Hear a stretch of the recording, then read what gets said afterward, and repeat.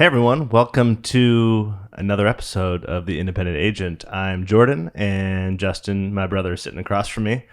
We're changing it up a little bit. We've heard a little bit of feedback saying you guys want us to start our beverage consumption in the beginning of the episode. So we're going to give that a whirl, see if we can still make it through both questions. But seeing as it's now the beginning of the year, everyone wants to get clean and healthy again. I am going to go something that is a much cleaner drink, just. Low carb and healthy for me? Yeah, actually. There it is. Here's your Ultra. There's my Ultra. So we are going to do, this is like when I'm trying to be healthy, which is, the 8 times a year I diet. I do a Ketel Soda Lime. So most problems I see with people is oftentimes people want to do tonic, and tonic is nasty. So don't do tonic. Do some kind of soda. Oh, we didn't even get that. While I'm preparing, Justin, run and go get me a Perrier or something in the other fridge. Aye. Run. Okay.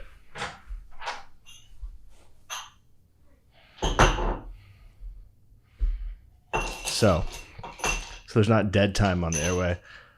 One of the problems I find is that most people don't put enough ice. They don't use enough citrus. So you need to make sure you're using plenty of citrus. If you don't use enough citrus, it tastes kind of like a nasty bland drink, which no one likes. So depending on how big your drink is, if it's a normal size drink, I want to go half a lime, fully squeezed, leave the lime in there. Don't use any of the flavored. Did I do that? No, you didn't. Awesome. You did well. You can use Tito's too if you're going to be super healthy. Tito's is supposed to be completely gluten-free or whatever. I don't know how Ketel's not if it's been distilled like 9 times. But so I prefer the flavor of Ketel.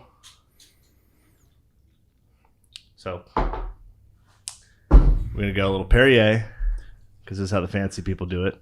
We maybe should have made you run down to get the Perrier. Why? Well, what are you insinuating? I was not winded from the jaunt. I would be? Possibly. Okay.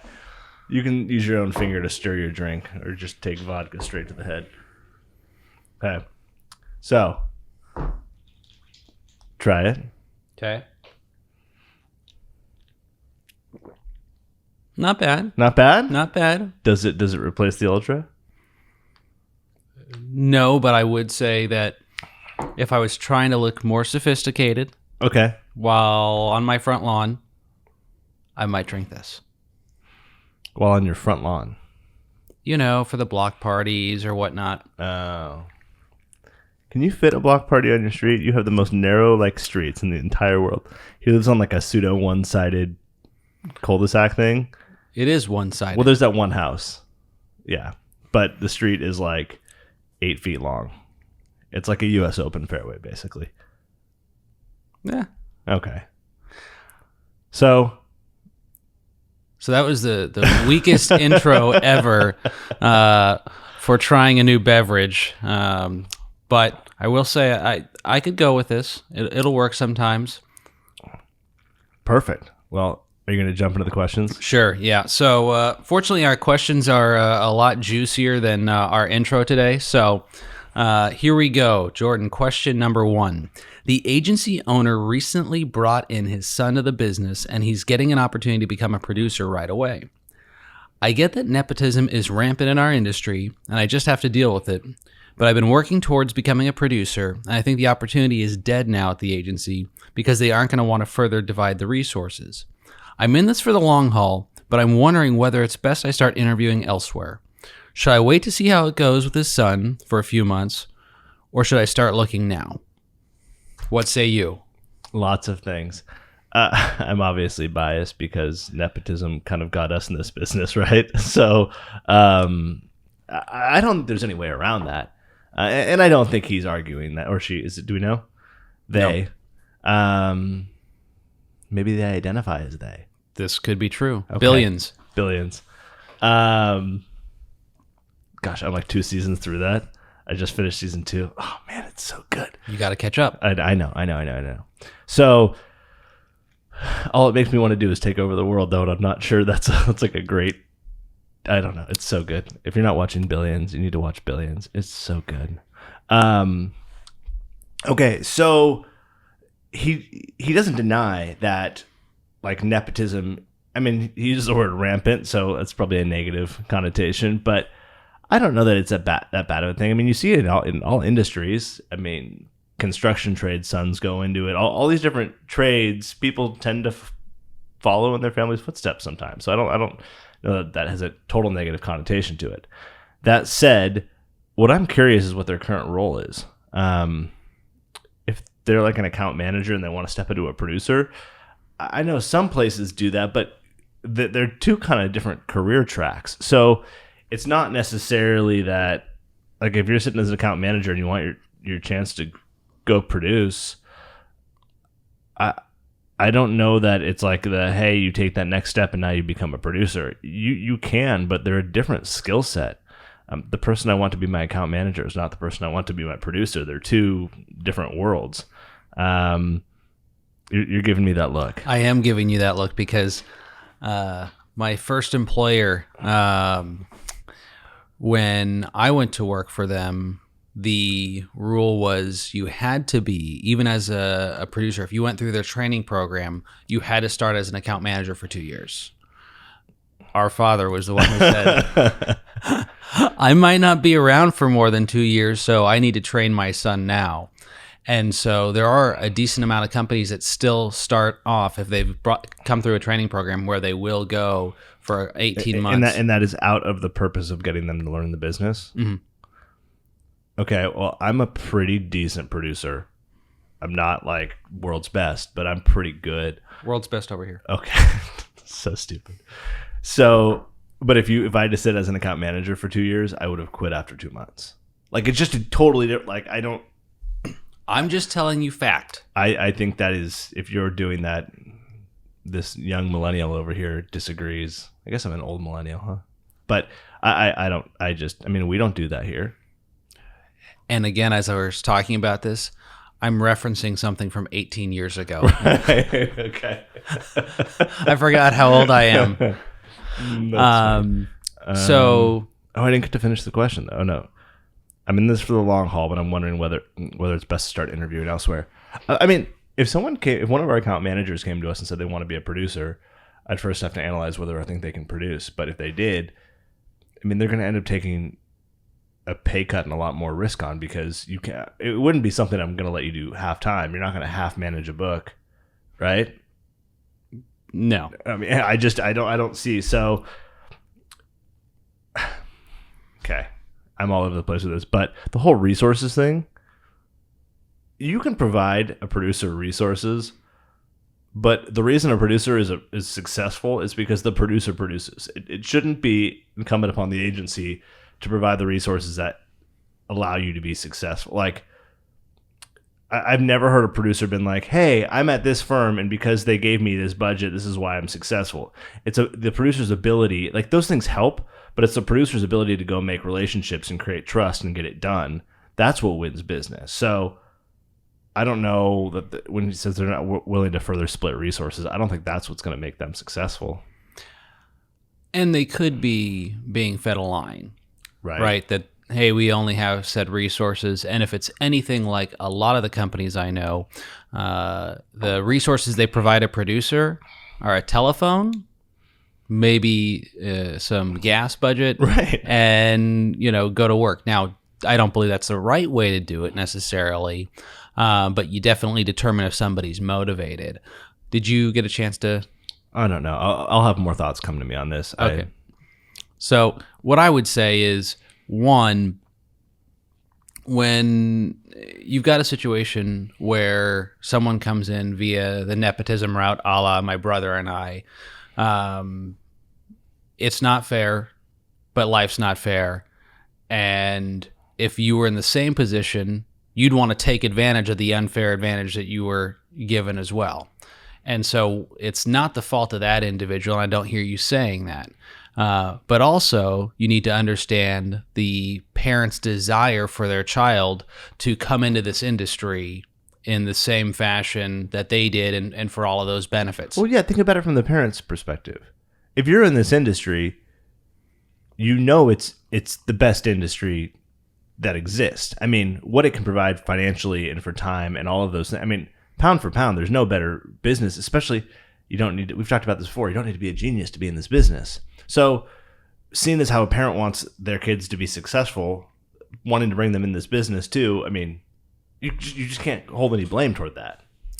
You can be an advocate for that son or daughter that comes in the business, but also if it really is a discussion over resources, I would start with the conversation that we've had before, which was, if you want to sell, go to them and say, if I hunt it and kill it and agree to service it, will you pay me like a producer on it?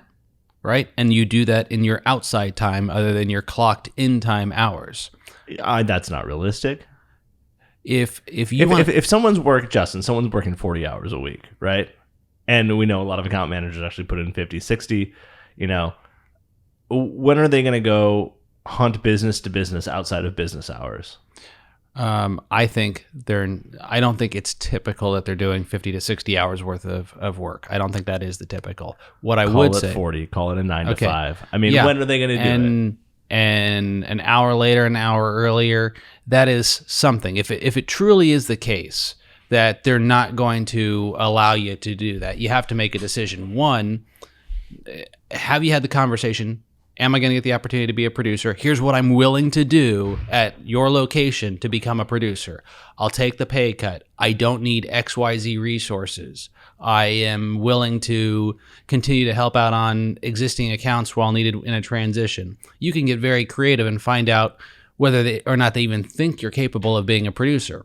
Now, if you believe with all your heart you should be a producer and that you're capable of doing that, and your organization does not agree, then my response would be, then find a different organization or do enough self-reflection to realize they may say that's outside of your wheelhouse. And again, I say, going back to, if you want to get a raise, make more money, you can always go and reach out to people off hours. The way you start a conversation, what you can do on LinkedIn or making phone calls off hours, it's not just telemarketing anymore. It's showing up for after hours trade events. There's different ways you can go about and actually generate revenue. Yeah, no, I mean, that makes sense. I just guess. You can say you're right, Justin. I didn't say that. I said you've got a point. Which means distinct difference. You can say it. I don't think splitting up focuses leads to success. And most people. I think, if you're split-minded, it's going to be really tough. And I mean, just think about how much work and effort you have to put in to close a deal. You need time. You need to work on a ton of them. You have to chew through them. You have to go. Like, there's just, I don't know. Maybe different in personal lines. Maybe you could do something. I just don't see it in, like, as a commercial lines producer how you're going to have the success. Yeah, but it gives an opportunity to taste what that experience is like without a cost to the agency. I do think that is a potential viable option. It's no different than if you want to see if you can sell, start off by trying to round out the accounts for the producer you're working for. That's right? Absolutely. Yeah. Asking for X dates, going and closing that, and understanding that you're getting reps. And so, the producer is going to get paid on that, but you get those repetitions. You feel like, hey, I can go and do this. And then you start with showing up at outside trade functions. I don't think any agency owner is going to have a problem with that. And you just see what progress you make there. So in short, I'd give it a little time. I'd have the honest conversation and make sure that you communicate to ownership that, hey, you're fully supportive of this decision. It's their agency. It's their child that's coming into this company. Hopefully an adult at this stage, but hey, we were licking envelopes and stuff pretty young. We were child labor back in the day. But you say to them, this is what I want to do. This is what I think is my path forward. Is there an opportunity here for me? If so, when does that take place? And if you are concerned about XYZ resources, here's what I really need to be successful. Is that something that you guys foresee happening? If not, then we move forward and I'll figure out my next plan of action. Yeah, I'll go with that. Yeah? Sure. All right. I am a male agency owner, and I have. You are a male agency owner. I'm reading a question. I'm a male agency owner, and I have a female employee that, let's just say, doesn't take care of her hygiene in the best way. Wow, Justin. In short, It's a good question. it's a good question. In short, she smells, and I have had other employees complain about her. She seems very unaware of this problem, and I am concerned about saying something that will get me sued, as she is also overweight. Have you ever dealt with a situation like this before? If so, how did you handle it? Oh, so I get to go Yeah. first. Awesome. So what I can say is we haven't had the issue with someone being overweight and that being the issue. What we have had is somebody who put on very strong perfume, and others were reacting to said perfume. I'm trying to remember who this was. Don't say the name. I know. Don't. I'm just. So Was it like? this was Don't many worry about years it. ago. Yeah, don't worry about it. Okay. This is north of a decade ago. So anyway, this person wore strong perfume, and it was extremely strong. So been in a similar situation where we had to have a conversation with the opposite sex, in my case, and have a talk about, yes, this is having a negative impact on employees. What I would say is this, and again, there's a running joke about me being head of HR in our office, so that if you have to report something, it goes to me as head of HR, so we're okay, a la a Michael Scott type of situation. Yeah, basically that. But I think you start with understanding that All I'm picturing is Michael and Toby right now, just Yes. going at it. you can play Toby, I'll play Michael. So I would say it starts with a conversation, and maybe if you have a female counterpart that's well respected in the agency, having the conversation, the three of you, and sitting down and saying, here's the situation. Like a circle of trust. A circle of trust, definitely a circle of trust. This I don't know how to say it. It's much easier in the perfume example than this, but I would just say that, hey, we're having employees whose work environment's been impacted by your personal hygiene, and then they're obviously going to be, what do you mean? Or maybe they are aware of it, and you can just say, look, we all stink, we all need to wear deodorant, and I know you're laughing. This is not an easy one. No, there's going to be painful. Pull off the Band-Aid, brutal. right? So you're going to have this conversation and be honest about it, and saying it's making others uncomfortable, and we need to have this rectified, right? What if you just one day she showed up one morning and there was just like some deodorant or something on her desk? Yeah, no. Too passive? You're supposed to be Toby. I'm Michael. So what I would say is it starts with a conversation like that, which ultimately I can tell you from experience is likely going to bring about tears, right? That's, any person struggling with weight issues and personal hygiene issues, usually there's other components to this thing, and you've got to be aware of that. So you might even reach out. So sometimes you have, some of these HR consulting firms, they have some additional input to have, this is the conversation, here's what I want to say, and then they prep you and they can guide you in that way. But I'd say being open, being honest.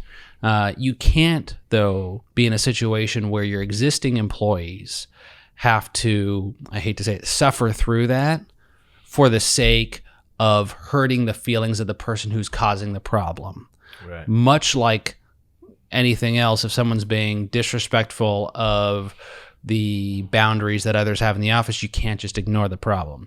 In this situation with this individual that I had, it was pretty straightforward. It was, here's the issue. I'm not sure you're aware, but the perfume you're wearing is very strong. We have those that have sensitivities to that perfume, or perfume in general, and they're finding it difficult to function in their job, right?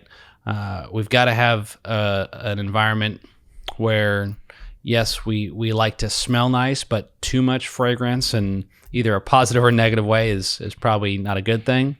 Do you know Michael McConaughey doesn't wear deodorant? Michael. Wow. I was thinking Michael Scott. We started him off with a beverage, and this is just derailed. This is why we do it at halftime. No. Wow. Michael. You're a lightweight. Anyway, we had the conversation, and she understood. And yeah, it was uncomfortable because then she had to go back out of this office and realize that more than one person was talking about, what she smelled like, the perfume, and then her next conversations. And she felt very uncomfortable about it, but we tried to do it as supportive as possible. The situation corrected itself and we moved forward. That's a lot easier than this situation. But in general, this probably is a big wake-up call to reach out to that individual who's not taking care of themselves and is probably hurting in general. Jordan? I know. I'm so... Michael? Go ahead, Michael. I'm just thinking about, what if you gather everyone in the room and you have like a self-awareness seminar, like, hey, everyone smells different. And, just... Wow. You said I get to be Michael. I don't envy your situation at all. I don't know. Go with Justin's advice, because it's gonna suck, man. Yeah, and what I can say, again, this happens with both sexes, right? Like, there are people on both, and Matthew McConaughey. Yes, and it just is something that. Another one of those things, if you lean into that conflict and having it from a standpoint of you want what's best from them, they're not benefiting any from their coworkers being uncomfortable. It harms those relationships. And for a person, and this is a big generalization, but if somebody has poor hygiene and is overweight, they probably don't have the greatest of interpersonal relationships with the staff that surrounds them or others in the world, right? That tends to go hand in hand. So what you're ultimately going to do, if you can affect change, is likely going to bring about a benefit in a very personal way to these individuals by bringing it to their attention. That's how I rationalize it. I mean, you can say whatever you want on that, man. I just, it's not fun. But I would go with what you said, because I have literally nothing to offer on this one other than random all office stories. you offered me was a stiff drink, and you did offer me an ultra. Yeah. Speaking of The Office, did you see that they just released Threat Level Midnight on like a full episode on YouTube now? I did not. Yeah, so you can watch his full production there. It used to be like a bonus only on it. I mean, we've just been watching Office again for like the past 3 months, and you've clearly embodied the character. It's so good. It's so good. Between that and Billions, like, what else do you need? So, anyway, what else? The only thing I would say is when you have situations with your employees, I think oftentimes we feel rushed to deal with a situation right then and there, i.e. someone walks into our office and, hey, we've got to deal with this right then and there. But especially with these sensitive conversations, you got to be in the right headspace. And so it's okay to pause for a day and to make sure that you're at your best energy-wise, to have the bandwidth, because the last thing you want in this type of situation is to deliver the message in a less than empathetic way and not have the sensitivity there because you fit this type of meeting in the middle of the day, in the middle of craziness. So I would just say, make sure, especially in this situation, you get some outside input. You take a day to gather your thoughts. You make sure you have the meeting at a time that is less stressful for that individual and yourself. And again, if you're meeting with a member of the opposite sex, I'd recommend having somebody else in the room just for your protection, in case something gets misinterpreted in the meeting. Probably not even if it's opposite sex. Probably just but then it's more embarrassing. I mean, even if it's like I don't know.